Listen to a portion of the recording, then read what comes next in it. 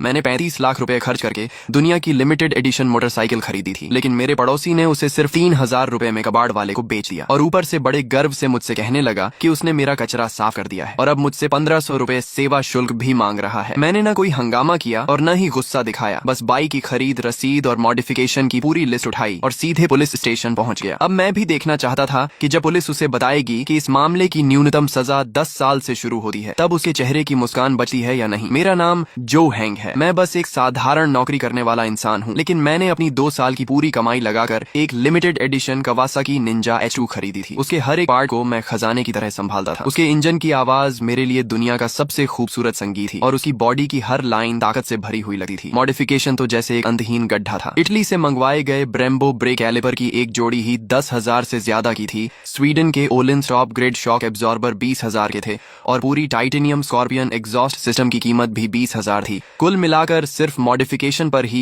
1,20,000 रुपए से ज्यादा खर्च हो चुके थे। ये बाइक सिर्फ एक वाहन नहीं थी, ये मेरी जवानी की याद थी, साधारण जिंदगी से लड़ने का मेरा सबसे बड़ा सहारा थी। मैंने उसे बिल्डिंग के नीचे एक ऐसे कोने में पार्क किया था जहां किसी को कोई परेशानी नहीं होती थी। हर शाम ऑफिस से लौटकर मैं पहले उसे साफ करता था, फिर ऊपर अपने घर जाता था। बाइक पार्क करने के तीसरे दिन मुझे एक फोन आया। कॉल मेरे पड़ोसी वांग जियानजुन की थी। वह मेरे सामने वाले फ्लैट में रहता था। लगभग 50 साल का रिटायर्ड मजदूर था और हमेशा दूसरों के मामलों में टांग अड़ाने का शौकीन था। किसने समय पर कचरा नहीं फेंका, किसने गाड़ी सही जगह पार्क नहीं की, हर बात में उसकी राय होती थी। लोग उसकी उम्र का सम्मान करते थे, इसलिए उससे बहस करने से बचते थे। हेलो, क्या तुम श्याओ झो हो? फोन उठाते ही उसकी आवाज में अजीब सा घमंड था। जी अंकल, मैं ही हूँ। कोई काम था? मैंने पूछा। नीचे जो मोटरसाइकिल खड़ी है वो तुम्हारी है ना? ये सुनते ही मेरा दिल धक से रह गया। हाँ, मेरी है। क्या हुआ? बहुत परेशानी कर रही थी। उसकी आवाज और ऊंची हो गई। हर दिन वहाँ खड़ी रहती थी, लोगों के चलने में दिक्कत होती थी। मैंने भौहें सिकोड़ ली। बाइक तो फूलों की क्यारी के पास एक खाली जगह पर खड़ी थी और किसी का रास्ता बिल्कुल नहीं रोकती थी। अंकल, वह जगह किसी को परेशान नहीं कर रही थी। क्या मतलब परेशान नहीं कर रही थी? मैं कह रहा हूँ तो कर रही थी। उसने मेरी बात बीच में ही काट दी। लेकिन चिंता मत करो, मैंने तुम्हारे लिए उसका इंतजाम कर दिया है। ये सुनते ही मेरे मन में बुरा अंदेशा पैदा हो गया। क्या मतलब इंतजाम कर दिया? मैंने पूछा। बेच दिया। उसकी आवाज में घमंड साफ झलक रहा था। मेरा एक कबाड़ वाले दोस्त है, मैंने उसे बेच दिया। मेरा दिमाग सुन्न हो गया। मैंने तुम्हारी बाइक बेच दी। क्या बुरा किया? 2 पहिए और लोहे के कुछ टुकड़े ही तो थे। 3,000 रुपए मिल गए। तुम्हें तो मेरा शुक्रिया अदा करना चाहिए। मेरी 35 लाख की बाइक उसकी नजर में सिर्फ 3,000 की कबाड़ थी और ऊपर से मुझे उसका धन्यवाद भी करना था। मैंने फोन कसकर पकड़ लिया। मेरी उंगलियों के जोड़ सफेद पड़ गए, लेकिन मैंने खुद को शांत रखा। गुस्सा एक पल में चरम पर पहुंचा और अगले ही पल बर्फ जैसी ठंडी समझदारी में बदल गया। ऐसे लोगों पर चिल्लाना और बहस करना सबसे बेकार तरीका होता है। उसे क्या पता लिमिटेड एडिशन क्या होता है, ब्रेम्बो क्या होता है और ओलिंस क्या होता है। उसकी दुनिया में उसने मेरा कचरा साफ किया था और अच्छी कीमत पर बेचा था, इसलिए वही मेरा उपकार करने वाला था। श्याओ झो, चुप क्यों हो गए? खुशी के मारे बोलती बंद हो गई क्या? वह लगातार बोले जा रहा था। याद रखना, उन 3,000 में से आधे मेरे हैं। अगर मेरी पहचान नहीं होती तो तुम्हारी कबाड़ बाइक 1,000 में भी नहीं बिकी। मैंने आगे कुछ नहीं सुना। ठीक है अंकल, समझ गया। मैंने बिल्कुल शांत आवाज में इतना कहा और फोन काट दिया। कमरे में सन्नाटा छा गया। खिड़की से आती धूप भी आंखों में चुभ रही थी। मैं अपने स्टडी रूम में गया और दराज खोली। अंदर फाइलों का एक बड़ा ढेर रखा था। 23 लाख रुपए की खरीद रसीद, 12 लाख रुपए की मॉडिफिकेशन लिस्ट, हर आइटम का ब्रांड, मॉडल, प्राइस और परचेज डेट साफ साफ दर्ज था। मैंने सभी प्रिंटेड दस्तावेज एक साथ करीने से जमा किए। कुल 37 पन्ने थे। मैं उन फाइलों को शांत नजरों से देखा रहा। मेरी आंखें गहरे पानी की तरह स्थिर थीं। वांग जियानजुन, ये रास्ता तुमने खुद चुना है। अगर तुम्हें लगता है कि उसकी कीमत सिर्फ 3,000 है, तो अब कानून तुम्हें बताएगा कि उसकी असली कीमत कितनी है। अगले दिन मैंने ऑफिस से छुट्टी ली, फाइलों का मोटा बंडल उठाया और घर के पास वाले पुलिस स्टेशन पहुंच गया। वहां मेरी मुलाकात एक युवा पुलिस अधिकारी ली से हुई। कॉमरेड, क्या समस्या है? उन्होंने मुझे पानी का गिलास देते हुए पूछा। ऑफिसर, मैं रिपोर्ट दर्ज करवाने आया हूँ। मेरी मोटरसाइकिल चोरी हो गई है। अधिकारी ली ने सिर हिलाया और रिपोर्ट बुक निकाल ली। नाम, पहचान पत्र नंबर, मैंने सारी जानकारी दे दी। अब बताइए, बाइक कब और कहाँ से गायब हुई? कल दोपहर मेरे घर के नीचे से। कौन सा मॉडल था? कितने समय से आपके पास थी? खरीद की रसीद है? अधिकारी ली लगातार सवाल पूछते हुए नोट्स लेते जा रहे थे। उनके लिए मोटरसाइकिल या इलेक्ट्रिक स्कूटर चोरी होना एक आम मामला था। Kawasaki Ninja H2 limited edition. Oh Kawasaki, उन्होंने सिर हिलाया, लेकिन साफ था कि उन्हें इस मॉडल की असली कीमत का अंदाजा नहीं था। रसीद और बाकी सारे दस्तावेज मेरे पास हैं। मैंने हाथ में पकड़ी फाइल उनके सामने रखी। फाइल काफी मोटी थी, जिसे देखकर वे थोड़ा हैरान हुए। उन्होंने सबसे ऊपर रखी खरीद रसीद उठाई। जैसे ही उनकी नजर 23 लाख रुपए की रकम पर पड़ी, उनका हाथ अचानक रुक गया। उन्होंने सिर उठाकर मुझे दोबारा गौर से देखा। उनकी आंखों में हैरानी साफ दिखाई दे रही थी। कॉमरेड, क्या आपको यकीन है कि यह रसीद असली है? बिल्कुल। मैंने अपना पहचान पत्र और खरीद अनुबंध भी उनके सामने रख दिया। मालिक की सारी जानकारी मेरी है, आप जांच कर सकते हैं। अधिकारी ली का चेहरा गंभीर हो गया। उन्होंने फाइल उठाई और एक एक पन्ना ध्यान से पलटना शुरू कर दिया। ब्रेम्बो ब्रेक कैलिपर की कीमत 12,000 थी। ओलिंस का रियर शॉक एब्जॉर्बर 21,000 का था और स्कॉर्पियन की पूरी एग्जॉस्ट सिस्टम 33,000 की थी। जैसे जैसे अधिकारी ली पन्ने पलटे गए, उनकी गति धीमी होती गई और चेहरे का भाव भी गंभीर होता चला गया। जब वे आखिरी पन्ने तक पहुंचे और कुल रकम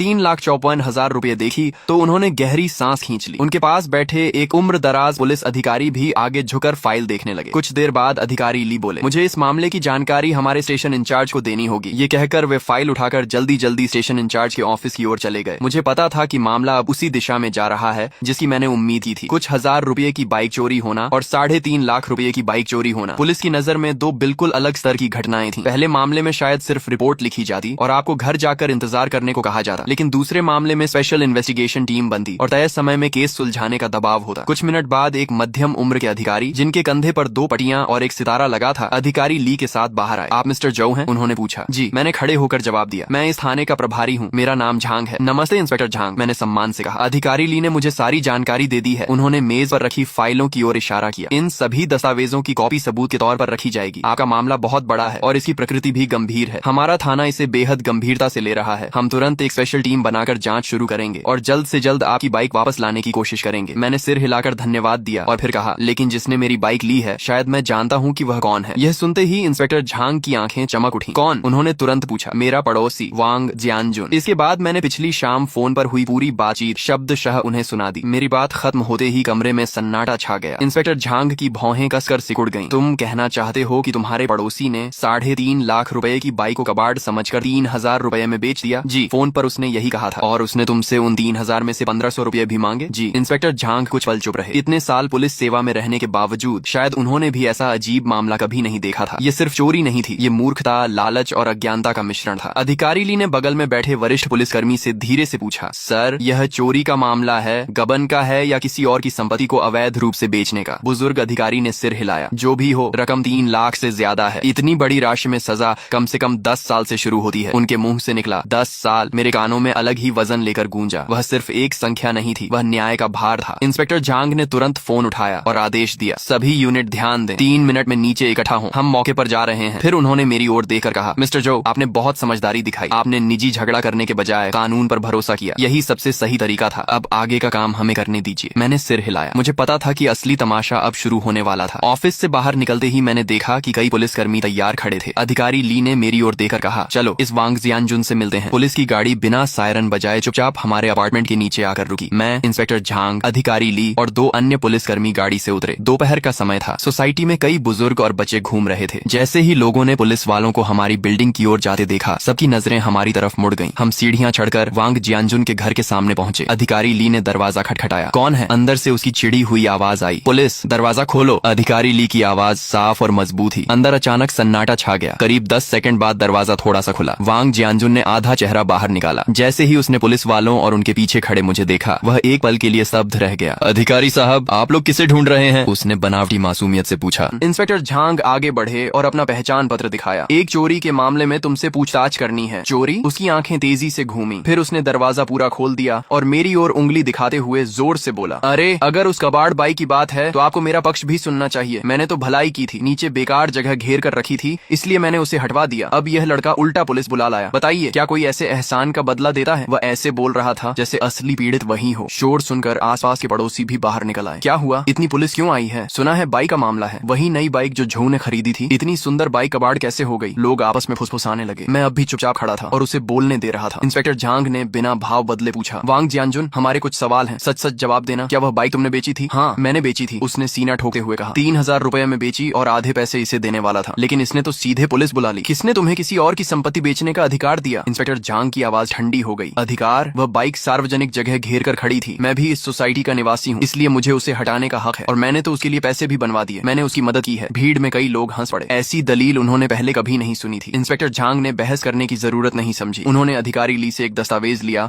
और उसके सामने खोल दिया। वांग जियानजुन, आंखें खोलकर देखो, यह बाइक मालिक जो हेंग की खरीद रसीद और मॉडिफिकेशन लिस्ट है। बाइक की मूल कीमत 2,30,000 रुपए और मॉडिफिकेशन पर 1,24,000 रुपए खर्च हुए हैं। कुल कीमत 3,54,000 रुपए है। हमारे कानून के अनुसार इतनी बड़ी रकम की चोरी पर 10 साल से लेकर उम्र कैद तक की सजा हो सकती है। इंस्पेक्टर झांग का हर शब्द हथौड़े की तरह उसके दिमाग पर गिर रहा था। वांग जियानजुन की आंखें दस्तावेज पर जमी रह गईं। उसके चेहरे का घमंड और अकड़ पल भर में गायब हो गई। उसकी आंखें फैल गईं और मुंह खुला रह गया। गले से बस टूटी फूटी आवाज निकल रही थी, नहीं, यह असंभव है। एक मोटरसाइकिल की कीमत 3 लाख से ज्यादा कैसे हो सकती है? तुम लोग झूठ बोल रहे हो, सब मिलकर मुझे फंसा रहे हो। उसकी आवाज कांप रही थी। तभी उसकी पत्नी लिछुई हुआ घर के अंदर से भागती हुई बाहर आई। क्या हुआ? क्या बात है? लेकिन जैसे ही उसने दरवाजे पर पुलिस और और बाहर जमा पड़ोसियों की भीड़ देखी, उसके चेहरे का रंग भी उड़ गया। अधिकारी साहब, जरूर कोई गलतफहमी हुई है। मेरे पति तो बहुत सीधे साधे इंसान हैं। इंस्पेक्टर झांग ने उसे ठंडी नजर से देखा। गलतफहमी? तुम्हारे पति ने अपने पड़ोसी की 3,54,000 रुपए की बाइक 3,000 में बेच दी है, इसे तुम गलतफहमी कहती हो? ये सुनते ही ली छुई हुआ की आंखें फट गई। क्या 3,54,000? उसकी चीख पूरे गलियारे में गूंज उठी। उसी पल वहां मौजूद हर व्यक्ति ने गहरी सांस खींची। सबकी नजरें मेरी ओर मुड़ गईं। पहले उनमें सहानुभूति थी, फिर हैरानी और अब सम्मान था। किसी ने कल्पना भी नहीं की थी कि नीचे खड़ी वह मोटरसाइकिल एक घर की डाउन पेमेंट जितनी कीमत रखती है। वांग जियानजुन का चेहरा पूरी तरह सफेद पड़ चुका था। वह दरवाजे का सहारा लेकर खड़ा था और ऐसा लग रहा था कि किसी भी पल गिर जाएगा। 3,54,000, 10 साल से ज्यादा की जेल, ये दो बातें उसके दिमाग में हथौड़े की तरह गूंज रही थीं और उसकी सारी हिम्मत टूट चुकी थी। तभी उसकी पत्नी ने उसका हाथ पकड़कर जोर जोर से हिलाना शुरू किया। जल्दी बताओ, बाइक किसे बेची थी? जल्दी उसे वापस लाओ। 3 लाख से ज्यादा की रकम हम कहां से भरेंगे? वांग जियानजुन के होंठ कांप रहे थे, लेकिन काफी देर तक उसके मुंह से एक शब्द भी नहीं निकला। बोलते ही अधिकारी ली आगे आए और सख्त आवाज में बोले, वांग जियानजुन, अभी और तुरंत हमें बताओ कि तुमने बाइक किसे बेची है और खरीदार कहाँ है? वांग जियानजुन की आंखों में पूरी तरह निराशा छा चुकी थी। उसने अपनी पत्नी की ओर देखा और टूटे हुए शब्दों में बोला, मैंने कबाड़ खरीदने वाले को बेच दी थी। अब वो इंसान भी नहीं मिल रहा और पैसे भी मैंने जुआ खेलकर हार दिए। ये सुनते ही ली छुई हुआ जोर से रो पड़ी। वह जमीन पर बैठ गई और हाथ पैरों के सहारे घिसटते हुए मेरी ओर आई और मेरे पैंट पकड़ ली। श्याओ झो, नहीं मिस्टर झो, कृपया हमारे साथ दया करो और मेरे पति को छोड़ दो। वह बस एक बूढ़ा और समझदार न होने वाला इंसान है, उसे कुछ नहीं पता। उसकी चीखें बेहद दर्दनाक और टूटे हुए भावों से भरी थी। उसके चेहरे पर आंसू और नाक बह रही थी और अब उसमें पहले जैसा कोई घमंड नहीं बचा था। आस पास खड़े पड़ोसी इशारे कर करके बातें कर रहे थे। सच में 3,50,000? हे भगवान, इस बार तो वांग जियानजुन फंस गया। ये फंसना नहीं है, ये तो सीधा खुद को मशीन में डालने जैसा है। ठीक ही हुआ, हमेशा छोटे फायदे उठाता था, अब सजा मिल गई। मैं नीचे देखकर ली छुई हुआ को देख रहा था। मेरे चेहरे पर कोई भाव नहीं था। दया शायद थोड़ी हो, लेकिन दया के साथ अक्सर गलत कामों की जिम्मेदारी भी जुड़ी होती है। अगर आज मेरी बाइक सिर्फ 3,000 की होती तो क्या वह लोग ऐसे ही रोते? नहीं, तब वे दोनों मिलकर मुझे ही गलत साबित करते और ऊपर से 1,500 रुपए भी खुशी खुशी रख लेते। मैंने हल्के से अपना पैर खींचा और उसके हाथ से खुद को छुड़ाया और शांत आवाज में कहा, ये बातें तुम अदालत में जाकर कहना। मेरी आवाज तेज नहीं थी, लेकिन वहाँ मौजूद हर इंसान तक साफ पहुँच गई। ली छुई हुआ स्तब्ध रह गई और मुझे अविश्वास से देखने लगी। शायद उसने नहीं सोचा था कि मैं इतने हालात में भी इतना ठंडा रह सकता हूँ। इंस्पेक्टर झांग ने अधिकारी ली की तरफ इशारा किया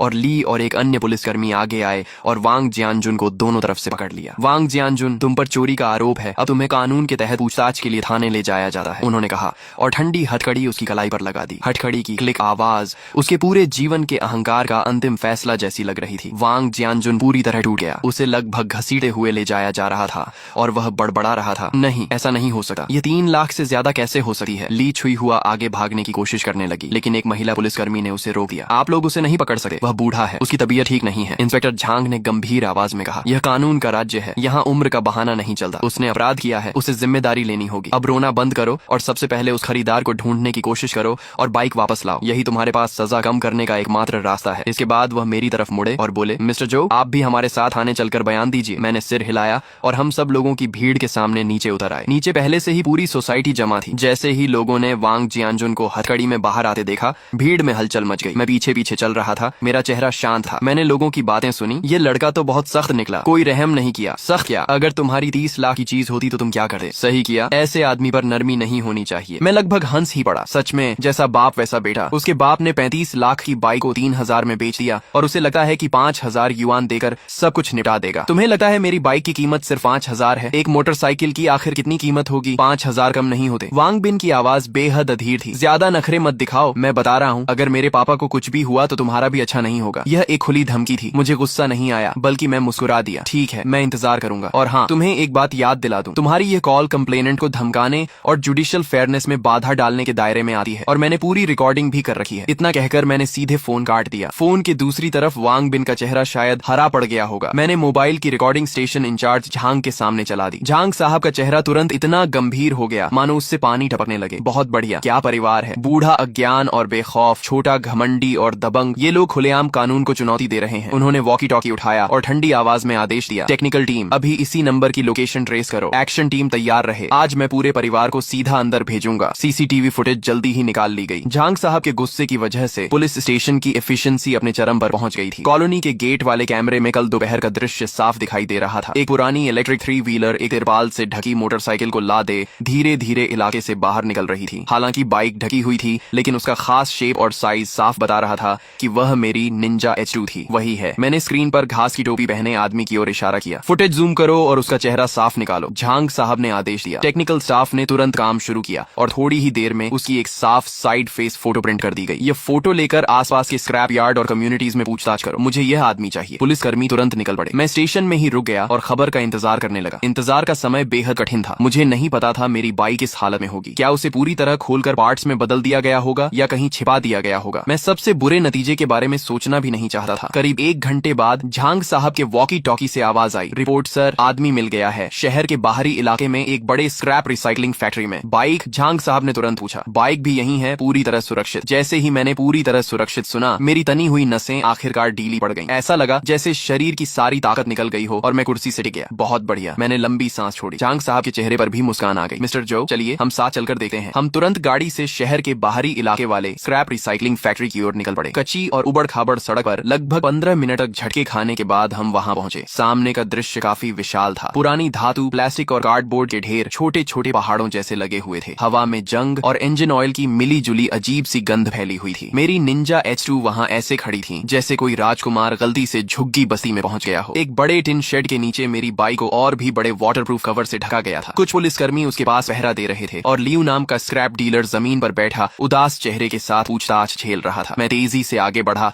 और एक झटके में कवर हटा दिया। वही परिचित कवासाकी ग्रीन रंग फिर से मेरी आंखों के सामने था। बाइक थोड़ी गंदी हो गई थी, उस पर धूल जमी हुई थी। बाएं साइड मिरर पर हल्की सी खरोंच थी। इसके अलावा सब कुछ ठीक था। Brembo brake calipers, Olin suspension और अक्रापोविच एग्जॉस्ट सब अपनी जगह मौजूद थे। मैंने हाथ बढ़ाकर बाइक की ठंडी बॉडी को हल्के से छुआ। दिल में अनगिनत भाव उमड़ पड़े। ऐसा लग रहा था जैसे कोई खोया हुआ खजाना वापस मिल गया हो। ऑफिसर ली उस समय बॉस लियू का बयान लिख रहे थे। बताओ क्या हुआ था? लियू रोने जैसा चेहरा बनाकर बोला, ऑफिसर मैं बेगुनाह हूँ। उस वांग नाम के आदमी ने कसम खाकर कहा था कि यह उसके बेटे की बेकार पड़ी टूटी फूटी बाइक है जो जगह घेर रही है और वह इसे हटवाना चाहता है। मुझे बाइक अच्छी लगी तो मैंने एक सवाल पूछ लिया। उसने कहा 3000 युआन दो और अभी ले जाओ। मुझे भी शक हुआ था। ये बाइक किसी भी तरह कबाड़ नहीं लग रही थी, लेकिन मैंने सोचा मुफ्त का मौका है, छोड़ना बेवकूफी होगी, इसलिए मैंने उसे 3000 दिए और बाइक ले आया। ऑफिसर ली ने ठंडी आवाज में कहा, यह साफ साफ स्टोलन प्रॉपर्टी खरीदने का मामला है। तुम जानते थे कि सामान की ओरिजिन संदिग्ध है, फिर भी सस्ते में खरीद लिया। लियू ने जल्दी से सफाई दी। मेरा ऐसा इरादा नहीं था। बाइक लाने के बाद मुझे भी लगने लगा कुछ गड़बड़ है। ये बाइक बहुत नई थी, इसके पार्ट्स में पहचान भी नहीं पा रहा था, लेकिन महसूस हो रहा था कि ये बेहद महंगे हैं। मैं एक स्क्रैप कलेक्टर हूँ, ऐसी चीज खोलने की हिम्मत कैसे करता। मैंने बस सोचा था पहले इसे छिपा देता हूँ, फिर मामला शांत होने पर किसी बाइक एक्सपर्ट से पूछूंगा और अच्छी कीमत पर बेचने की कोशिश करूंगा। मैं कसम खाता हूँ मैंने इंजन तक स्टार्ट नहीं किया। उसकी बातों ने दूसरी तरफ से मेरी बाइक की वैल्यू साबित कर दी। एक स्क्रैप कलेक्टर तक समझ गया था कि यह कोई साधारण बाइक नहीं है। सिर्फ वांग जियानजुन जैसा अज्ञानी और घमंडी इंसान ही इसे कबाड़ समझ सकता था। झांग साहब मेरे पास आए और मेरे कंधे पर हाथ रखा। मिस्टर जो, हमने अपना वादा निभा दिया, आपकी बाइक वापस मिल गई। धन्यवाद झांग साहब, और सभी ऑफिसर्स का भी बहुत बहुत धन्यवाद। मैंने दिल से उनका धन्यवाद किया। यह तो हमारा कर्तव्य है, झांग साहब ने कहा। अब यह बाइक केस से जुड़ा सबूत है, इसलिए फिलहाल हमारी कस्टडी में रहेगी। जब केस की सुनवाई पूरी हो जाएगी तब इसे आपको वापस सौंप दिया जाएगा। मैंने समझदारी से सिर हिलाया। इसके अलावा नुकसान सिर्फ खरोंच तक सीमित नहीं है। यह एक लिमिटेड एडिशन बाइक है। किसी भी गैर आधिकारिक तरीके से इसे हिलाने या स्टोर करने से इसकी पेंट सरफेस, इलेक्ट्रिकल सिस्टम और परफॉर्मेंस पर संभावित असर पड़ सकता है। इन सबकी प्रोफेशनल इंस्पेक्शन और असेसमेंट होनी चाहिए। मेरी बात सुनकर झांग साहब एक पल के लिए चौंके, फिर सिर हिलाया। तुम सही कह रहे हो, हम तुम्हारी राय पूरी तरह अप्रेजल एजेंसी तक पहुंचाएंगे। अब मामला लगभग खत्म हो चुका था। चोरी का सामान भी मिल गया था और आरोपी भी पकड़ लिए गए थे। वांग जियानजुन पर चोरी का आरोप लगभग तय हो चुका था। जहां तक बॉस लियू की बात ही, वह चोरी का सामान खरीदने के अपराध से नहीं बच सकता था, लेकिन क्योंकि उसने पूरा सहयोग किया था और बाइक भी सुरक्षित थी, इसलिए संभवतः उसे हल्की सजा मिलेगी। इसी दौरान दूसरी टीम के पुलिसकर्मियों से भी खबर आई। वांग जियानजुन का बेटा वांग बिन उसकी अपनी कंपनी में मिल गया था और उसे भी पुलिस स्टेशन लाया जा चुका था। झांग साहब ने मेरी तरफ देकर मुस्कुराते हुए कहा, मिस्टर जो, आज स्टेशन में काफी हलचल होने वाली है, चलिए वापस चलते हैं और देखते हैं कि उस लड़के के पास अब क्या कहने को बचा है। हम स्टेशन लौटे। अंदर प्रवेश करते ही मैंने देखा कि एक सूट पहना हुआ, बालों में चमकदार तेल लगाए एक युवा आदमी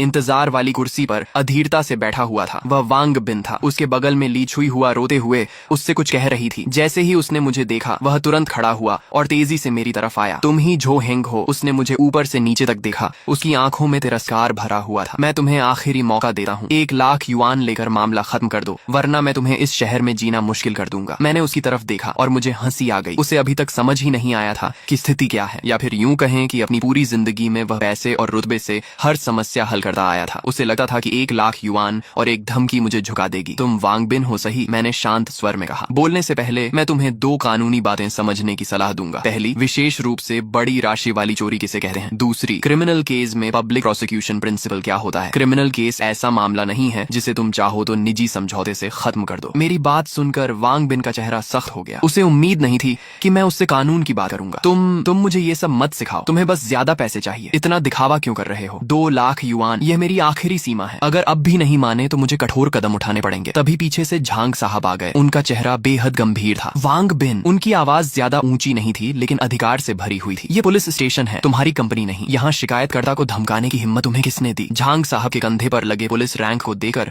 वांग बिन की अकड़ तुरंत आधी रह गई। मैंने उन्हें धमकाया नहीं, मैं तो बस समझौता करना चाहता था। समझौता? झांग साहब ने ठंडी हंसी हंसते हुए कहा, तुम्हारे पिता ने 35 लाख युआन की चीज चुराई और तुम 2 लाख युआन देकर समझौता करना चाहते हो। काफी समझदार हिसाब लगाते हो। और फोन पर मिस्टर जो को धमकाने वाली रिकॉर्डिंग भी हमारे पास मौजूद है। जुडिशियल फेयरनेस में बाधा डालने और मलिशियस डेफेमेशन का एक और आरोप जोड़ लो। लगता है तुम अपने पिता का साथ देने जेल जाना चाहते हो। झांग साहब की हर बात वांग बिन के दिल पर हथौड़े की तरह पड़ रही थी। उसके माथे पर ठंडा पसीना आ गया। आखिरकार उसे समझ में आया कि यह कोई छोटी मोटी परेशानी नहीं थी जैसी वह पहले संभालता आया था। उसके बगल में बैठी ली छुई हुआ तो डर के मारे रोना भी भूल चुकी थी और सिर्फ कांप रही थी। ऑफिसर, गलतफहमी है, सब गलतफहमी है। वांग बिन का स्वर अचानक नरम हो गया। उसने चेहरे पर जबरदस्ती मुस्कान लाने की कोशिश की जो रोने से भी ज्यादा बदसूरत लग रही थी। मैं अभी अभी बिजनेस ट्रिप से लौटा हूँ, मुझे पूरी बात पता नहीं थी। गुस्से में गलती हो गई, कृपया बुरा मत मानिए। मेरे पिताजी ने जानबूझकर ऐसा नहीं किया, बस उम्र के कारण उनका दिमाग ठीक से काम नहीं कर रहा था। लेकिन झांग साहब उसकी बातों में आने वाले नहीं थे। जानबूझकर किया या नहीं इसका फैसला कानून करेगा। अभी वांग जियानजुन पर चोरी का आरोप है, लियू पर चोरी का सामान खरीदने का और तुम पर जुडिशियल फेयरनेस में बाधा डालने का। तुम सबकी जांच होगी। ऑफिसर ली, इन माँ बेटे को भी पूछताछ कक्ष में ले जाइए और अलग अलग पूछताछ कीजिए। ऑफिसर ली आगे बढ़े और उन्हें चलने का इशारा किया। वांग बिन का चेहरा पूरी तरह सफेद पड़ गया। उसने मदद की उम्मीद में मेरी तरफ देखा लेकिन मैंने केवल ऐसा भाव दिया मानो मैं कुछ नहीं कर सकता। अगर पहले समझदारी दिखाई होती तो आज यह दिन नहीं देखना पड़ता। जब उन्हें ले जाया गया तो ऑफिस आखिरकार शांत हो गया। झांग साहब ने मुझे एक गिलास पानी दिया। मिस्टर जो, आपको यह तमाशा देखना पड़ा। कोई बात नहीं, दुनिया बड़ी है और हर तरह के लोग होते हैं। झांग साहब ने आह भरी। सच है, यह परिवार जरूरत से ज्यादा बिगड़ चुका है। मैंने अभी अभी वांग बिन की जांच करवाई है। उसकी खुद की एक छोटी कंपनी है और बाहर भी वह हमेशा दबंगई करता फिरता है। उसे लगता है कि पैसा हर समस्या हल कर सकता है। इस बार उसे लॉ बेस्ड सोसाइटी की अच्छी शिक्षा मिलेगी। इसके बाद सब कुछ तय प्रक्रिया के अनुसार चलता गया। वांग जियानजुन ने चोरी के अपराध को पूरी तरह स्वीकार कर लिया। बॉस लियू ने भी माना कि उसने लालच में आकर संदिग्ध स्रोत वाली बाइक सस्ते में खरीद ली थी। वांग बिन और ली छुई हुआ भी रिकॉर्डिंग और कानून के दबाव के सामने सारी सच्चाई बताने पर मजबूर हो गए। क्योंकि सबूतों की चेन पूरी थी और तथ्य स्पष्ट थे, इसलिए मामला जल्द ही प्रोसिक्यूटर ऑफिस को भेज दिया गया। उधर मैंने भी एक वकील नियुक्त कर लिया जो सिविल कॉम्पेंसेशन लॉ सूट संभालने वाला था। मेरी मांग बहुत सीधी थी। पहली, वांग जियानजुन की क्रिमिनल रिस्पॉन्सिबिलिटी तय हो और किसी भी हालत में उसे माफी न मिले। दूसरी, वह मेरी सारी आर्थिक हानि की भरपाई करे। इसमें बाइक की डिप्रिशिएशन कॉस्ट, प्रोफेशनल इंस्पेक्शन और रिपेयर फीस, साथ ही बाइक चोरी होने के दौरान मेरे ट्रांसपोर्टेशन एक्सपेंसेस भी शामिल थे। वकील ने मेरे सारे बिल्स और सबूतों की जांच के बाद अनुमान लगाया कि कॉम्पेंसेशन कम से कम 40 लाख युआन होगा, उससे कम नहीं। जब यह खबर वांग बिन तक पहुंची तो सुना गया कि उसने गुस्से में घर का एक एंटीक वेस तोड़ दिया। अगले कुछ दिनों में मैं पूरी कॉलोनी का मशहूर व्यक्ति बन गया। लोग मुझे सम्मान और डर के मिश्रण वाली नजरों से देखने लगे। अब कोई भी मेरे घर के सामने गलत तरीके से गाड़ी पार करने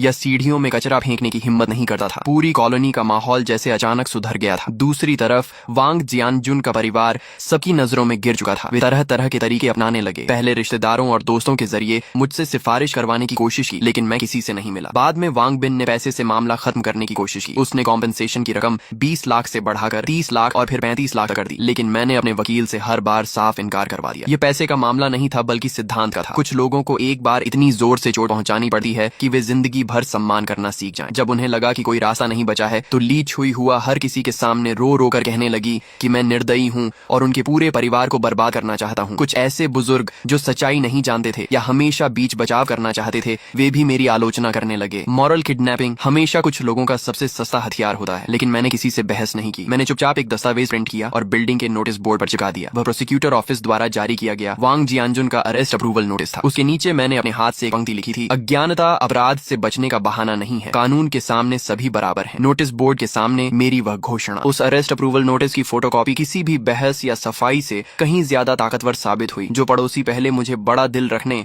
और माफ कर देने की सलाह दे रहे थे, अब वे मुझे देखते ही रास्ता बदल लेते थे। उनकी नजरों में सम्मान के साथ साथ एक हल्का सा डर भी था। वे मुझसे नहीं डरते थे बल्कि उस तरीके से डरते थे जिसमें मैं आम लोगों की तरह व्यवहार नहीं करता था, लेकिन फिर भी पूरी तरह कानून और तर्क के दायरे में रहता था। ली छुई हुआ का रोना धोना भी बंद हो गया। वह अब बिल्डिंग के नीचे बैठकर खुद को बेचारा साबित करने की कोशिश खुश नहीं करती थी, क्योंकि नोटिस बोर्ड के सामने से गुजरने वाला हर व्यक्ति उसे तिरस्कार भरी नजरों से देखता था। लेकिन मैं जानता था कि यह सिर्फ तूफान से पहले की शांति है। वांग परिवार इतनी आसानी से हार मानने वाला नहीं था, खासकर वांग बिन। वह ऐसा इंसान था जो हमेशा पैसे और ताकत से समस्याएं हल करता आया था। पुलिस स्टेशन से बाहर आने के बाद उसने एक बार भी मुझसे संपर्क नहीं किया। यह बिल्कुल असामान्य था। उसके स्वभाव के हिसाब से या तो वह बुरी तरह बौखला चुका होता या फिर किसी बड़े षड्यंत्र की तैयारी कर रहा होता। मैंने लापरवाही नहीं की। मैंने अपने वकील को फोन किया और वांग बिन को लेकर अपनी चिंता बताई। वकील ने मुझे सावधान रहने, अपनी पर्सनल सेफ्टी का ध्यान रखने और हर गतिविधि पर नजर रखने की सलाह दी। साथ ही उसने बताया कि क्रिमिनल केस अब प्रोसिक्यूटर ऑफिस के पब्लिक प्रोसिक्यूशन प्रोसेस में प्रवेश कर चुका है। वांग जियानजुन की जेल की सजा लगभग तय मानी जा रही थी। हमारी सिविल लॉ सूट भी आधिकारिक रूप से दाखिल की जा चुकी थी और अब सिर्फ सुनवाई का इंतजार था। ऊपर से देखने पर सब कुछ सही दिशा में बढ़ रहा था, लेकिन मेरे दिल की बेचैनी लगातार बढ़ती जा रही थी। सोमवार को मैं हमेशा की तरह ऑफिस काम पर गया। मैं जिस कंपनी में काम करता था वह एक मध्यम आकार की इंटरनेट एंटरप्राइज थी जो एंटरप्राइज सर्विसेज का काम करती थी। मैं वहाँ प्रोजेक्ट मैनेजर था। न बहुत बड़ा पद और न बहुत छोटा। काम काफी रहता था, लेकिन नौकरी सम्मानजनक थी। जैसे ही मैं ऑफिस पहुंचा मुझे माहौल कुछ अजीब लगा। सहकर्मी मुझे देकर नजरें चुरा रहे थे। कुछ लोग जो आमतौर पर मेरे काफी करीबी थे कुछ कहना चाहते थे, लेकिन कह नहीं पा रहे थे। मेरे दिल में अचानक एक झटका सा लगा। लगता है आखिरकार वह चाल चल दी गई थी। मैं अपनी सीट पर जाकर बैठा और कंप्यूटर चालू ही किया था कि एडमिनिस्ट्रेशन डिपार्टमेंट का एक कर्मचारी मेरे पास आया। जो हैंग, मिस्टर चेन आपको अपने ऑफिस में बुला रहे हैं। मिस्टर चेन हमारी कंपनी के मालिक थे। 40 साल से ऊपर उम्र, तेज दिमाग और बेहद सक्षम व्यक्ति। वह आमतौर पर मेरे जैसे स्तर के कर्मचारियों को सीधे अपने ऑफिस नहीं बुलाते थे। लगता है वांग बिन के हाथ अब कंपनी तक पहुंच चुके थे। मैंने गहरी सांस ली, अपने कपड़े ठीक किए और जनरल मैनेजर ऑफिस की तरफ चल पड़ा। ऑफिस का दरवाजा खुला हुआ था। मिस्टर चेन अपनी बड़ी कुर्सी पर बैठे थे। उनके चेहरे पर कोई खास भाव नहीं था। ये समझना मुश्किल था कि वह खुश हैं या नाराज। मिस्टर चेन, आपने बुलाया? मैंने पूछा। बैठो। उन्होंने सामने वाली कुर्सी की ओर इशारा किया। मैं बैठ गया और अपनी कमर सीधी रखी। मैंने खुद से कोई सफाई देने की कोशिश नहीं की, क्योंकि मुझे पता था कि मेरे आने से पहले वांग बिन अपनी तरफ की कहानी में खूब मिर्च मसाला लगाकर उन्हें सब कुछ बता चुका होगा। अब देखना यह था कि मिस्टर चेन किसी बात पर भरोसा करते हैं। करीब आधा मिनट खामोशी रही। फिर आखिरकार मिस्टर चेन बोले, जो हैंग, आज मुझे एक फोन आया था दिंगशेंग ग्रुप के वांग बिन का। दिंगशेंग ग्रुप वांग बिन की कंपनी का नाम था। नाम सुनने में बड़ा लगा था, लेकिन असल में वह एक छोटी सप्लाई चेन कंपनी ही थी। हालांकि हाल ही में वे हमारी कंपनी के साथ एक कोऑपरेशन प्रोजेक्ट पर बातचीत कर रहे थे। अगर वह डील हो जाती तो हमारी कंपनी को अच्छा खासा ऑर्डर मिल सकता था। उसने मुझे तुम्हारे बारे में बहुत कुछ बताया। मिस्टर चेन की नजरें मेरे चेहरे पर टिक गईं,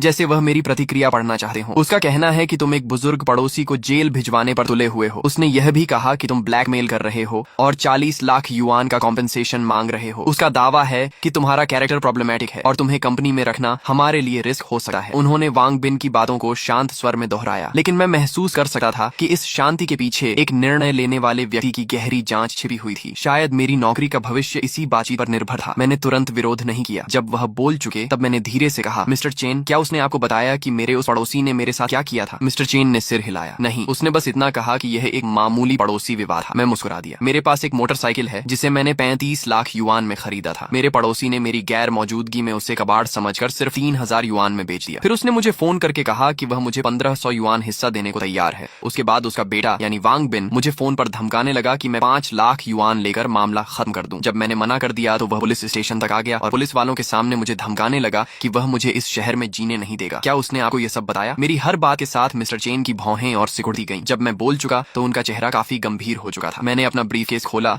और वही दस्तावेज निकाले जो पहले पुलिस को दिए थे। बाइक की परचेस इनवॉइस, मॉडिफिकेशन लिस्ट और इंपोर्ट कस्टम्स डिक्लेरेशन। मैंने उन्हें धीरे से उनकी मेज पर रख दिया। फिर मैंने अपना मोबाइल निकाला और एक रिकॉर्डिंग चला दी। मैं बता रहा हूँ, अगर मेरे पापा को कुछ हुआ तो तुम्हारा भी अच्छा नहीं होगा। वांग बिन की घमंडी आवाज शांत ऑफिस में बेहद कर्कश लग रही थी। अब मिस्टर चेन के चेहरे को सिर्फ खराब नहीं कहा जा सकता था, वह पूरी तरह सख्त और गंभीर हो चुका था। उन्होंने मेज पर रखे दस्तावेज तेजी से पलटने शुरू किए। जब उनकी नजर उन महंगे मॉडिफिकेशन पार्ट्स की सूची पर गई तो उनकी आंखों में हैरानी की झलक दिखी। रिकॉर्डिंग खत्म होने के बाद उन्होंने सिर उठाकर मेरी तरफ देखा। उनकी नजरें बदल चुकी थीं। जो हैंग, तो तुम भी एक एंथुसियास्ट हो? मैं एक पल के लिए चौंका, लेकिन फिर समझ गया। मिस्टर चेन, क्या आपको भी गाड़ियों का शौक है? मिस्टर चेन मुस्कुराए। वह उठकर ऑफिस के एक कोने में रखी अलमारी तक गए और उसका दरवाजा खोला। अंदर फाइलें नहीं बल्कि कई शानदार कार मॉडल्स रखे हुए थे। उनमें से एक पोर्श 911 GT3 का मॉडल भी था। जब मैं जवान था तब मुझे भी गाड़ियों का बहुत शौक था। बाद में उम्र बढ़ी और समय कम हो गया। अब बस यही मॉडल्स बची हुई यादें हैं। उन्होंने पोर्श मॉडल उठाया और हल्के से उसकी धूल साफ की। Brembo brakes, all in suspension, इन चीजों के पीछे दो तरह के लोग पागल होते हैं, या तो बिना सोचे समझे दिखावा करने वाले, या फिर वे लोग जिन्हें मशीनों और परफॉर्मेंस से सच्चा प्यार होता है। मुझे लगा है तुम दूसरी श्रेणी में आते हो। ये कहते हुए वह मेरी ओर मुड़े। तुमने इस मामले को बहुत अच्छी तरह संभाला मूर्खता मूर्खता और घमंड का सामना हमेशा सबसे शांत और सबसे तेज हथियार से करना चाहिए, ताकि सामने वाले को जिंदगी भर याद रहने वाला सबक मिले। हमारी कंपनी को तुम्हारे जैसे प्रिंसिपल वाले, रूल्स मानने वाले और लॉजिकल सोच रखने वाले कर्मचारियों की जरूरत है, न कि वांग बिन जैसे घमंडी और कानून को न मानने वाले बेवकूफों की। मेरे दिल पर रखा भारी पत्थर आखिरकार हट गया। मैंने सही अंदाजा लगाया था। मिस्टर चेन ऐसे इंसान थे जो खुद सोचते थे और तथ्यों के आधार पर फैसला लेते थे। जहां तक दिंगशेंग ग्रुप के साथ कोऑपरेशन प्रोजेक्ट की बात है, मिस्टर चेन वापस अपनी कुर्सी पर बैठे। उन्होंने मेज पर रखा फोन उठाया और इंटरनल लाइन मिलाई। दिंगशेंग ग्रुप के साथ चल रही कोऑपरेशन नेगोशिएशन तुरंत समाप्त की जाती है। कारण यह है कि मैं ऐसी कंपनी के साथ काम नहीं कर सकता जो बिजनेस कोऑपरेशन का इस्तेमाल हमारी कंपनी के इंटरनल अफेयर्स में हस्तक्षेप करने और हमारे कर्मचारियों को धमकाने के लिए करती हो। मुझे डर है कि भविष्य में वे हमारी कंपनी को भी इसी तरह दबाव में लेने की कोशिश करेंगे। उन्होंने फोन रख दिया और मेरी तरफ देखकर संतोष भरी मुस्कान दी। जो हैंग, तुम्हारी वजह से मुझे एक महत्वपूर्ण बात समझ में आई। तुमने समय रहते कंपनी के लिए एक बड़ा खतरा भी टाल दिया। जब मैं उनके ऑफिस से बाहर निकला तो मुझे लगा जैसे बाहर की धूप भी पहले से ज्यादा चमकदार हो गई हो। रास्ते में कुछ सहकर्मी मिले। उनके चेहरों पर पहले जो चिंता और सहानुभूति थी वह अब जिज्ञासा और सम्मान में बदल चुकी थी। स्पष्ट था कि दिंगशेंग ग्रुप के साथ डील कैंसिल होने की खबर कंपनी में फैल चुकी थी। मैंने ज्यादा कुछ नहीं कहा, बस हल्की मुस्कान के साथ सिर हिलाया और अपनी सीट पर वापस आकर बैठ गया। मुझे पता था कि वांग बिन की मेरी करियर में रुकावट डालने की कोशिश पूरी तरह नाकाम हो चुकी थी। सिर्फ नाकाम ही नहीं,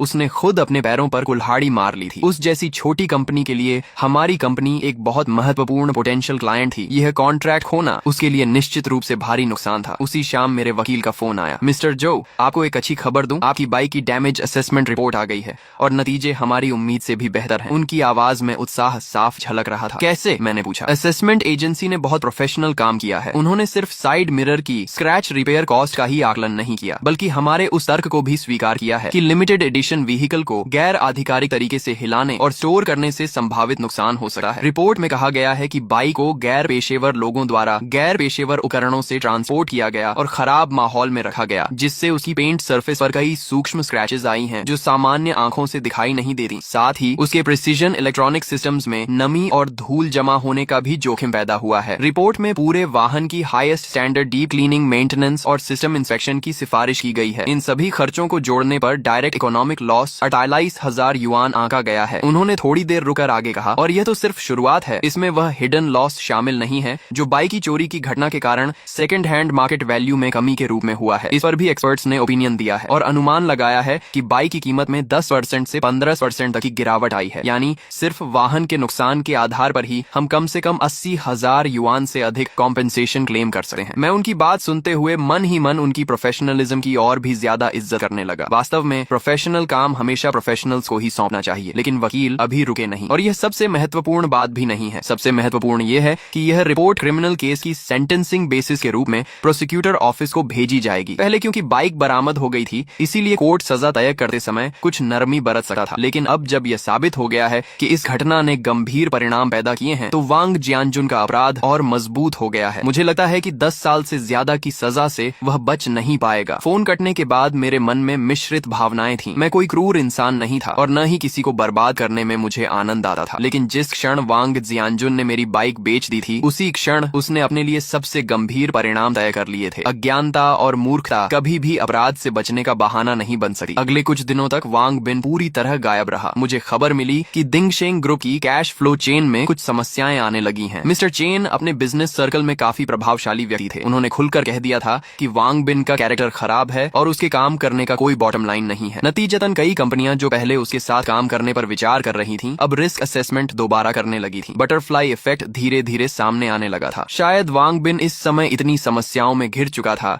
कि मेरे पीछे पड़ने का समय ही नहीं बचा था। उधर ली छुई हुआ ने भी मानो किस्मत के आगे हार मान ली थी। वह न तो फिर कभी दिखाई दी और न ही किसी को सिफारिश के लिए भेजा। दुनिया का नियम ही यही है, जब आप पर्याप्त दृढ़ता और सिद्धांत दिखाते हैं तो परेशान करने वाले लोग अपने आप दूर हो जाते हैं। सिविल लॉ सूट की सुनवाई 1 महीने बाद तय हुई, जबकि वांग जियानजुन का क्रिमिनल ट्रायल उससे पहले शुरू हो गया। सुनवाई वाले दिन मैं विक्टिम के रूप में कोर्ट में मौजूद था। वहां मैंने एक बार फिर वांग जियानजुन को देखा। सिर्फ 1 महीने के भीतर वह जैसे 10 साल बूढ़ा हो गया था। उसके आधे से ज्यादा बाल सफेद हो चुके थे, पीठ झुक गई थी और उसकी आंखों में डर और निराशा साफ दिखाई दे रही थी। जब प्रोसिक्यूटर ने इंडाइटमेंट पढ़ना शुरू किया और विस्तार से बताया कि उसने मेरी मोटरसाइकिल को कैसे अवैध रूप से बेचा और कैसे उसे गंभीर नुकसान पहुंचाया, तो उसका पूरा शरीर कांपने लगा। जब मेरे वकील ने 35 लाख युआन की परचेस इनवॉइस और लगभग 50,000 युआन की डैमेज रिपोर्ट सबूत के रूप में पेश की, तो कोर्ट रूम में बैठे लोगों ने हैरानी से सांस खींच ली। वांग जियानजुन का डिफेंस लॉयर यह साबित करने की कोशिश कर रहा था कि उसके पास चोरी करने की सब्जेक्टिव इंटेंट नहीं थी और यह सिर्फ अज्ञानता में हुई गलती थी, लेकिन लोहे जैसे मजबूत सबूतों के सामने ये दलीलें बेहद कमजोर लग रही थीं। फिर जज ने पूछा, प्रतिवादी, क्या आपको अपने किए पर पछतावा है? वांग जियानजुन ने सिर उठाकर मेरी तरफ देखा। उसकी धुंधली आंखें कांप रही थीं। मैं गलत था, मैं सचमुच गलत था। मुझे आपकी बाइक को हाथ नहीं लगाना चाहिए था। मुझे थोड़े से पैसे के लालच में नहीं पड़ना चाहिए था। उसकी आवाज भर्रा गई थी। ये पहली बार था जब मैंने उसके चेहरे पर सच्चा पछतावा देखा, लेकिन अब बहुत देर हो चुकी थी। कोर्ट कोई सब्जी मंडी नहीं होती और न्याय कोई ऐसी चीज नहीं होती जिस पर मोल भाव किया जा सके। फाइनल स्टेटमेंट के समय मैंने बोलने से इनकार कर दिया क्योंकि मुझे लगा अब कुछ कहने की जरूरत नहीं है। तथ्य खुद सब कुछ बता चुके थे। फिर जज ने फैसला सुनाया। प्रतिवादी वांग जियानजुन चोरी के अपराध का दोषी पाया जाता है। अपराध की राशि अत्यंत बड़ी है और इसके गंभीर परिणाम हुए हैं। तथ्य स्पष्ट हैं और सबूत पर्याप्त हैं। अपराध की परिस्थितियों तथा पश्चाताप को ध्यान में रखते हुए उसे 11 वर्ष के फिक्स टर्म इम्प्रिजनमेंट, 3 वर्ष के पॉलिटिकल राइट्स डिप्रीवेशन और 50,000 युआन के फाइन की सजा दी जाती है। फैसला सुनते ही वांग जियानजुन की आंखें पलट गईं और वह सीधे प्रतिवादी की सीट पर ढह गया। दर्शक दीर्घा के कोने से ली छुई हुआ की दिल दहला देने वाली चीख सुनाई दी। मैं शांतिपूर्वक खड़ा हुआ, पीछे मुड़कर नहीं देखा और कोर्ट रूम से बाहर निकल गया। बाहर आसमान बेहद नीला था। मैं जानता था कि वांग जियानजुन का फैसला अब समाप्त हो चुका है, लेकिन वांग बिन और उसके पूरे परिवार की असली परीक्षा अभी शुरू हुई थी। सिविल कॉम्पेंसेशन के 40 लाख युआन अभी भी उनके सिर पर बाकी थे। फैसले के बाद वांग परिवार की दुनिया पूरी तरह बिखर गई। 11 साल की जेल किसी 50 वर्ष से अधिक उम्र के व्यक्ति के लिए क्या मायने रखती है, यह बताने की जरूरत नहीं थी। सुना कि ली छुई हुआ गंभीर रूप से बीमार पड़ गई और आधे महीने से ज्यादा अस्पताल में रही। उधर वांग बिन के सामने और भी बड़ी समस्या खड़ी हो गई। उसके पिता पर 50,000 युआन का फाइन लगाया गया था और मेरी 400,000 युआन की सिविल कॉम्पेंसेशन केस भी समय पर सुनवाई के लिए पहुंच गई। कोर्ट में वांग बिन के वकील ने कॉम्पेंसेशन अमाउंट कम करवाने की पूरी कोशिश की। उन्होंने वाहन को नुकसान पहुंचने की बात तो मानी, लेकिन कॉम्पेंसेशन की रकम पर आपत्ति जताई। उनका कहना था कि खासकर second hand market value reduction वाला हिस्सा केवल अनुमान है और उसका कोई कानूनी आधार नहीं है। लेकिन मेरे वकील बिल्कुल शांत रहे। उन्होंने एक नया सबूत पेश किया। देश की सबसे प्रतिष्ठित यूज्ड व्हीकल असेसमेंट एजेंसी द्वारा जारी की गई प्रोफेशनल इवैल्यूएशन रिपोर्ट। उस रिपोर्ट में विस्तार से बताया गया था कि मेरी लिमिटेड एडिशन निंजा H2 को चोरी किए जाने और लंबे समय तक खराब वातावरण में रखने के कारण उसकी कलेक्शन वैल्यू और मार्केट सर्कुलेशन वैल्यू को स्थायी नुकसान पहुंचा है। रिपोर्ट का निष्कर्ष था कि उसकी वैल्यू लॉस लगभग 80,000 से 120,000 युआन के बीच है। हमने बीच का आंकड़ा लेते हुए 100,000 युआन का दावा किया। ये रिपोर्ट किसी भारी मुक्के की तरह साबित हुई जिसने विपक्षी वकील की बची खुची उम्मीदों को भी चकनाचूर कर दिया। अंततः कोर्ट ने लगभग पूरी तरह मेरे दावों का समर्थन किया और फैसला सुनाया कि वांग जियानजुन और उसके परिवार को मेरी सभी आर्थिक हानियों की भरपाई करनी होगी। कुल कॉम्पेंसेशन अमाउंट 336,000 युआन तय की गई। पहले से लगाए गए 50,000 युआन के क्रिमिनल फाइन को जोड़ दिया जाए तो वांग परिवार को कुल मिलाकर 430,000 युआन से ज्यादा की रकम चुकानी थी। एक साधारण नौकरी पेशा परिवार के लिए यह रकम किसी पहाड़ से कम नहीं थी और वांग बिन के लिए तो यह ऐसा झटका था जिससे उबरना आसान नहीं था। फैसला आने के अगले ही दिन से उसने अपनी संपत्ति बेचनी शुरू कर दी। उनका वह पुराना घर जिसमें वे 20 साल से ज्यादा समय से रह रहे थे, बिक्री के लिए बाजार में डाल दिया गया। ली छुई हुआ के गहने, उसकी BMW कार और यहाँ तक कि उसकी कंपनी के महंगे ऑफिस इक्विपमेंट तक सेकंड हैंड वेबसाइट्स पर बेचने के लिए डाल दिए गए।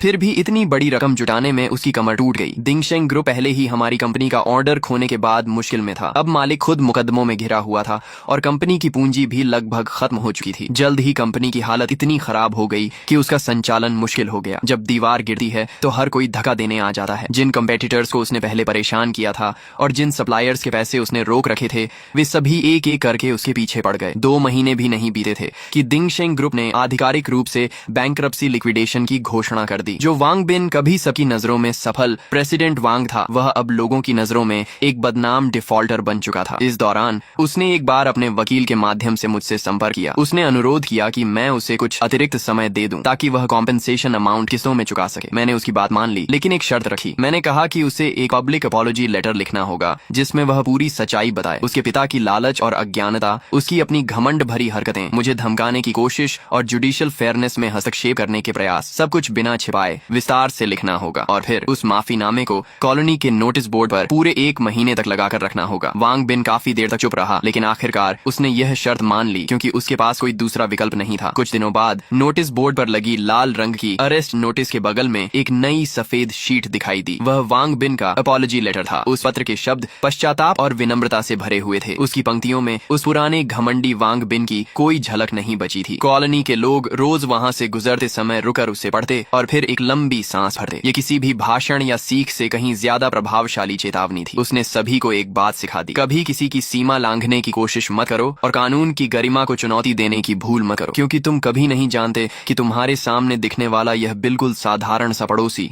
असल में किस ताकत और किस सिद्धांत के सहारे खड़ा है। मेरी मोटरसाइकिल भी आखिरकार पुलिस स्टेशन से वापस मिल गई। मैं उसे शहर के सबसे अच्छे सर्विस सेंटर में ले गया और वहां उसकी सबसे कॉम्प्रिहेंसिव मेंटेनेंस और रेस्टोरेशन करवाई। कॉम्पेंसेशन के पैसों का एक हिस्सा उसी में खर्च हो गया और बाकी रकम मैंने बचा कर रख दी। जिंदगी मानो फिर से अपने पुराने रास्ते पर लौट आई थी। मैं अब भी वही साधारण प्रोजेक्ट मैनेजर था जो हर दिन मेट्रो पकड़कर ऑफिस जाता था। लेकिन जब मैं दोबारा अपनी कवासाकी निंजा H2 पर बैठा, थ्रॉटल घुमाया और उस परिचित इंजन रोर को सुना तो मेरा मन पहले जैसा नहीं रहा था। अब वह बाइक सिर्फ साधारण जिंदगी के खिलाफ मेरा हथियार नहीं थी, बल्कि मेरे सिद्धांतों पर टिके रहने और न्याय की रक्षा करने का एक मेडल बन चुकी थी। एक शाम मैं शहर की एक्सप्रेसवे पर बाइक चला रहा था कि हेलमेट के ब्लूटूथ ईयरफोन में फोन बज उठा। कॉल मिस्टर चेन की थी। जो हैंग, कहाँ हो? उन्होंने पूछा। सर, बाहर बाइक चला रहा हूँ, मैंने जवाब दिया। तुम्हें एक अच्छी खबर देनी है। उनकी आवाज बेहद खुश लग रही थी। वांग बिन वाला प्रोजेक्ट तो कैंसिल हो गया था ना, लेकिन उस प्रोजेक्ट की क्लाइंट कंपनी को हमारी कंपनी में काफी दिलचस्पी हो गई है। उन्होंने सुना कि हमने अपने एम्प्लॉय की रक्षा के लिए कोऑपरेशन छोड़ दी और वे हमारी कॉर्पोरेट कल्चर से बहुत प्रभावित हुए। आज उन्होंने आधिकारिक रूप से हमारे साथ कॉन्ट्रैक्ट साइन कर लिया है। कॉन्ट्रैक्ट अमाउंट वांग बिन वाले प्रोजेक्ट से 3 गुना बड़ा है और सबसे मजेदार बात, उनकी कंपनी के बॉस एक सीनियर मोटरसाइकिल एंथुसियास्ट हैं। उन्होंने खास तौर पर तुम्हें मिलने के लिए कहा है। कह रहे थे कि ओलिन सस्पेंशन ट्यूनिंग पर तुमसे चर्चा करनी है। फोन पर मिला। यह निमंत्रण मेरे लिए अप्रत्याशित था, लेकिन मैं जल्दी ही समझ गया कि शायद यह मेरी जिंदगी का एक बड़ा अवसर हो सकता है। ठीक है सर, मैं कभी भी उपलब्ध हूँ, मैंने कहा। मिस्टर चेन हंस पड़े। अच्छा, मैं तुम्हें बाद में वीचैट पर एड्रेस भेजता हूँ, अच्छे से तैयार होकर आना, हमारी कंपनी की इज्जत मत डुबो देना। फोन कट गया और मेरे दिल में एक गर्माहट सी भर गई। उनकी बातें मजाकिया जरूर थी, लेकिन उनमें अपनापन साफ झलक रहा था। उन्होंने मुझे सिर्फ एक एम्प्लॉई नहीं बल्कि ऐसा इंसान माना था जिसे आगे बढ़ाना और सही लोगों से मिलवाना चाहिए। ऐसा विश्वास पैसे से नहीं खरीदा जा सकता। शुक्रवार शाम 7 बजे मैं मिस्टर चेन द्वारा भेजे गए एड्रेस पर पहुंचा। वह शहर के बीचों बीच स्थित एक टॉप लेवल प्राइवेट क्लब था। बाहर कोई साइन बोर्ड नहीं था, सिर्फ एक भारी एबनी वुड डोर थी। दरवाजे पर खड़े अटेंडेंट ने विनम्रता से मेरी पहचान की पुष्टि की और फिर मुझे अंदर ले गया। क्लब का इंटीरियर लो की लेकिन बेहद लग्जूरियस था। हर छोटी बड़ी डिटेल असाधारण टेस्ट को दर्शा रही थी। मिस्टर चेन गुआनलान नाम के प्राइवेट रूम में मेरा इंतजार कर रहे थे। जब मैंने दरवाजा खोला तो देखा